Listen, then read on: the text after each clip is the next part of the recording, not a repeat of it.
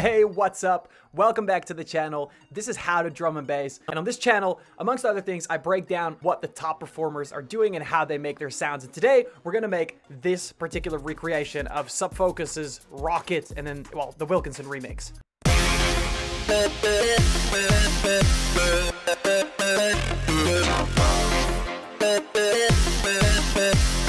All right, cool. So we're gonna recreate that lead that is in there, that super vocally type of Foreman lead, and it's gonna sound like this.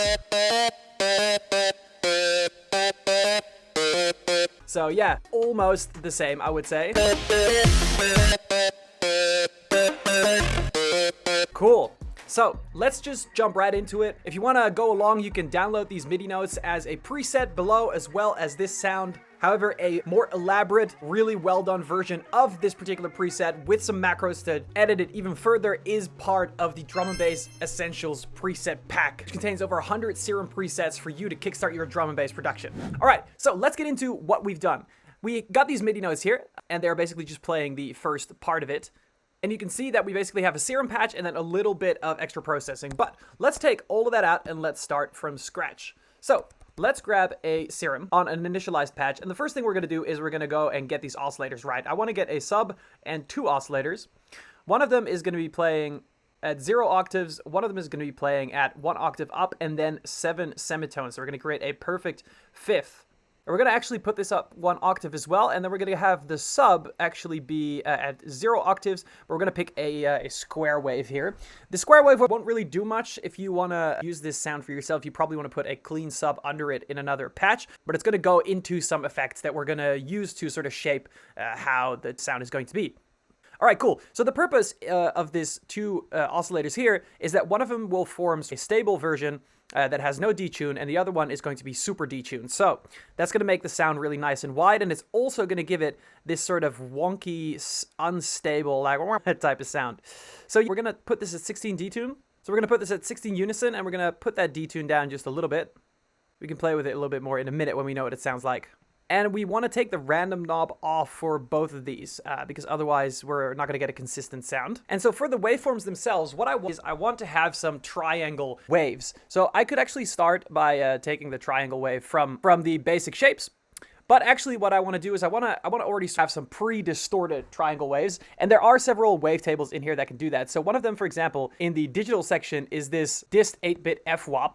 If you put the wavetable position up to somewhere around here, it's basically like a triangle wave, but then a bit more distorted. And equally, we can also grab one of the monster wavetables here in this other oscillator here in spectral. Let's grab monster 1 maybe. And also if I up this, here we go. If I put it at the right one, this is almost like a triangle wave as well. Cool. All right, then first of all, let's go and take the envelope of this because we want to make it really nice, like short and stabby. But we want that sustain to be, we want that to be like maybe -10, something like this. All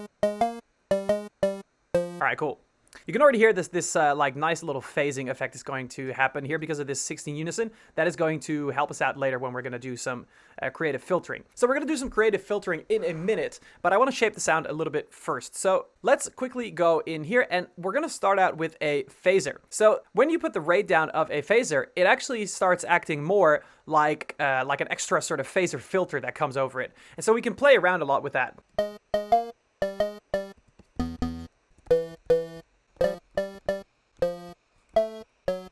We can sort of pick to do that at full mix or not. Let's just add a little bit of it, just to create a tiny bit of movement and some splashiness. And you can also hear that what it's gonna sort of add to it as well is just this sort of like glaze on top of it of upper tonalities, which is nice. All right, then let's add some distortion. Just some tube distortion we'll probably do. Then let's make it a little bit wider. Let's put this before the hyper dimension, and we're not gonna add any dimension, I think. But we're going to add some hyper here. And we're going to crank that unison all the way up to 7 as well. Cool. None of this is super consequential just yet. It's just adding these little tiny layers to the sound. Once we start filtering, you'll hear a lot more of what we originally want. Right, let's also add a chorus just for some extra width and a little bit of movement. And we can crank up this rate to make it go like pretty fast. And so there we already get almost like a vibrato type effect here. You can hear it on that longer note like that. So that's kind of cool. And we could turn back the mix of this a little bit if we wanted to. All right, let's also then go ahead and add an EQ, because what I want to do is I don't really need the lows, because we're probably going to put a clean sub under this. So let's cut those off. Let's take this Q factor down so we don't have that weird bump. And let's also take off some of these like super highs, because we don't really need this to be like super harsh. So let's do something like this maybe. Let's add some compression and let's put on multiband mode. Really get those tonalities out there. But let's increase these mids a little bit, something like that. Cool. And then just really quickly to finish off before we start doing some more interesting things, let's add a reverb and a delay. Let's put that delay on ping pong mode so that it fills up the frequency spectrum nicely and it gets all stereo on us. And let's just take like a little bit of mix here. I think that's probably a little bit too much delay still. Yeah, we just want it to like reverberate like a tiny little bit. Now let's get to some of the juice. So what we're gonna do is we're gonna add some creative filtering here. And what I wanna do is I wanna actually add another phaser filter. So right here in the effects, we already added some phasering, right? And basically because we put that rate down, became more of a static filter type thing. So this is basically a filter phaser imposed upon it. But I actually also want a moving one. So I'm going to go into some of these crazy filters. And I'm actually going to look for something really specific. So within the flanges, we have these phaser 48 filters. They're basically, I think, like a quadruple phaser filter. But we also have them combined with the high and the low filter. And these ones can get pretty crazy. So we're just going to apply this to everything. And then what I'm going to do is I'm going to just put the resonance up a bit. And I'm going to turn this button all the way up. And that basically what that means is it's going to have a low cut and a high cut before it. Let's also turn the drive up a little bit. And let me just move this cut off a little bit this way. We're going to tune it in a minute. So you can see what's kind of happening here. So we have phasing in the middle, and then we have almost like a filter, like a bandpass sweep type thing happening here. And that's going to give us something really cool. So we're going to take another envelope, and we're going to go ahead and give this some attack. We could also do this in an LFO, but I think this works out quite nicely. So let's give it about like 600, 700 milliseconds of attack. And let's apply that to the cutoff of the filter to make it move just a little bit. And let's also maybe apply it, I don't know, to the resonance, just in an effort to create like a tiny little bit more movement. You can hear here now that we're getting these vocal properties. Let's actually turn this up for a bit. And so we need to get the right point here. And we also actually need to put this on so that it key tracks. So when you're working with these super complex filters in the flanger part, when they're not key tracked, that means that other notes cause like weirdness sounds. But if they are key tracked, that means it's going to stay the same tuning essentially on the notes. That's what we want. And you can immediately hear that that improves a lot. And then we just need to find the sweet spot of that tuning. Hey, quick break. If you're enjoying these videos and you like my style of teaching and you've been feeling like you want to get more into sound design, specifically for drum and bass, then maybe you want to check out my brand new online course called Drum and Bass Sound Design Mastery. It's an absolutely massive course with over 150 videos spanning 14 hours of content where we teach you two things. In the first half, we teach you everything there is to know about synthesizing sound in Serum. And in the second part, we show you how to use that knowledge to create the most popular sounds in drum and bass. I guess you can see it like the ultimate masterclass of drum and bass sound design. So if that sounds like something you could be interested in, check the link in the description below to find out more about this awesome course. All right, let's get on with the video. And so the range of how much this moves also determines the pronunciation of this sound. Let's dial that resonance back a bit maybe. And let's put this somewhere around 3200 hertz.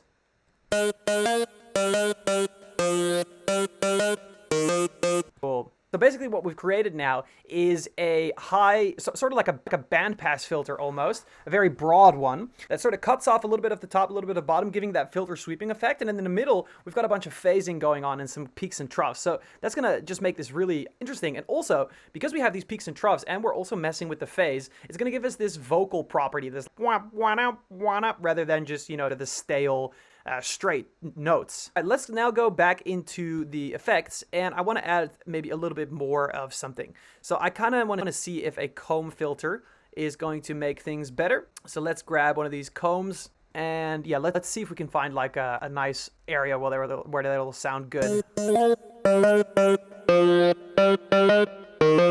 So we can hear there that definitely it's sort of bringing out some more of that robotic voice, but it's too much. So let's dial back this mix so that we don't get the cuts that the comb filter comes with at the far sides. And let's see if we can turn up this drive a bit maybe, and also turn up that resonance. So basically we're just creating more combing on this area here, but at a low mix. So it's just going to have a little bit of effect, and it's going to cause a little bit of movement. You can see here that as we move this, we get more of that vocal property. So what I'm actually going to do is maybe let's grab an LFO and let's assign it to this combs and let it go backwards a bit, so that we have some more movement. Dial this back a bit more. And we can see if this works better, or if we should take another one of these flanges and maybe just get the comb plus. And let's put this on trigger mode. All right, I think that sounds better probably. All right, so the next thing what we're gonna do is let's do something cool.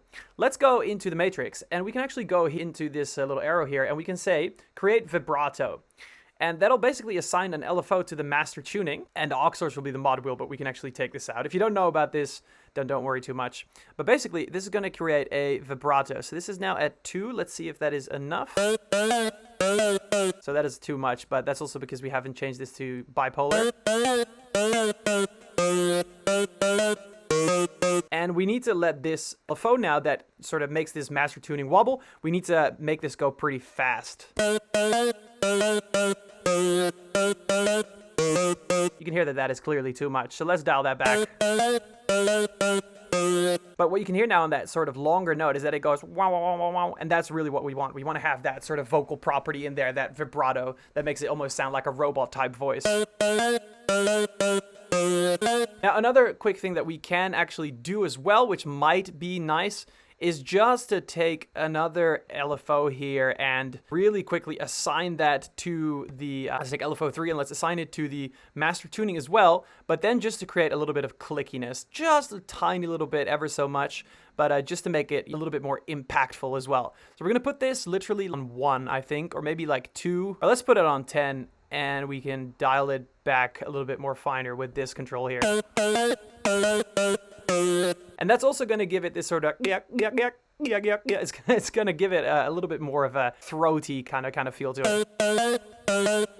You can always change that and dial it back. Let's also just put this low pass filter all the way up. I don't think we really want much of that. And we can see if the phaser needs to be put up a little bit more. All right, cool. Those are just minor tweaks, but they do matter over time. All the small things, you want to fine tune them. Let's crank up this tube volume as well. Turn down this master volume so we can get that without distorting. And maybe let's do some really sort of lax post filtering here, just to take off some of these highs a little bit. All right, now let's go into post-processing. So the first thing that I want to do is I'm going to put a limiter on this because I just want to push this. I want to make it louder because everything in dance floor music is basically pushed quite a bit. So let's put it at, I don't know, 8 decibels and put this one at, let's say, -3.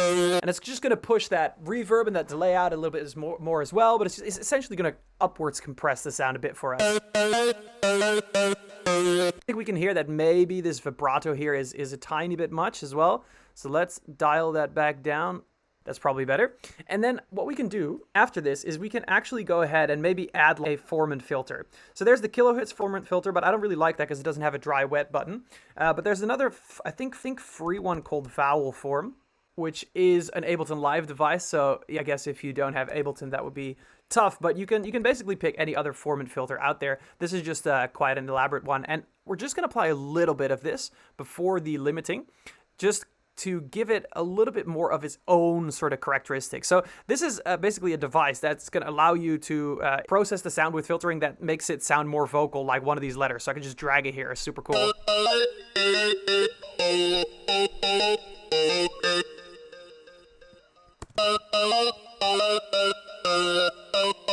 So I think there could be cool, but let's just take that dry wet button down and let's put the voice range on bass as well so that it's a little bit more dark. And this 50 here, this is the Q factor. So You can see that if we put that too high, it's going to sound very, very resonant. And then what we want to do as well, we want to make the tops a bit brighter. So let's grab any multi-band saturation plugin that you have. I like using Shaperbox, as you see in many of my videos. And let's put it between the limiter and the valve form. And we're going to grab a band here so that we're just going to distort this upper area. So let's also make this the steepest slope that we can find. Let's put it on maybe a hard clip. Let's see what works well. And then let's just up this.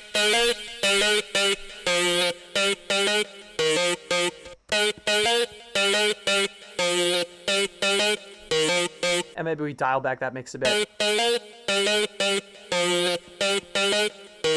All right, cool. I think we're almost there. Let's just go back into the Serum patch and adjust a few tiny little things to make it a little bit closer to the actual original sound. So we had this square sub in here, but we can maybe take that down. That is probably actually a lot better. So let's just put it here a little bit so that some of it goes into the effects and just interferes with these waves a little bit, but nothing more. Then maybe let's scale back this one as well a little bit. Maybe that's better, maybe not. Let's see. Then let's see if this position maybe matters. I think that's probably has a nice amount of crunch to it. And let's see about this movement here as well, caused with this envelope here.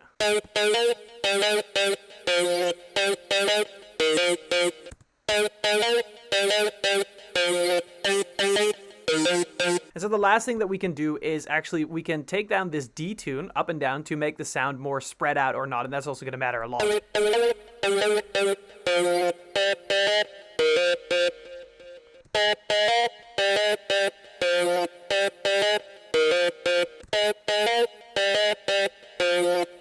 And that's what you want to manage as well to get the right tonality. So yeah, that is how you make Rocket by Subfocus, the Wilkinson remix. Although I'm pretty sure they use the exact same lead in both the remix and the original, but whatever. I hope you enjoyed this video. If you did, make sure to leave a comment. Please tell me what you thought. Like, leaving comments helps me push out this content to more people. Also leave a like and definitely subscribe for more. I'm going to be posting super regularly. And also make sure to check out howtodrumandbass.com if you want to learn more about producing drum and bass. All right, have a blessed day, and I hope to see you in the next one.